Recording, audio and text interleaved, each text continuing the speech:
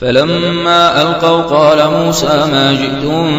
به السحر إن الله سيبطله إن الله سيبطله إن الله سيبطله إن الله سيبطله إن الله سيبطله إن الله سيبطله إن الله سيبطله إن الله سيبطله إن الله سيبطله إن الله سيبطله إن الله سيبطله إن الله لا يصلح عمل المفسدين. وأوحينا إلى موسى أن ألق عصاك فإذا هي تلقف ما يأفكون فوقع الحق وبطل ما كانوا يعملون فوقع الحق وبطل ما كانوا يعملون فوقع الحق وبطل ما كانوا يعملون فوقع الحق وبطل ما كانوا يعملون.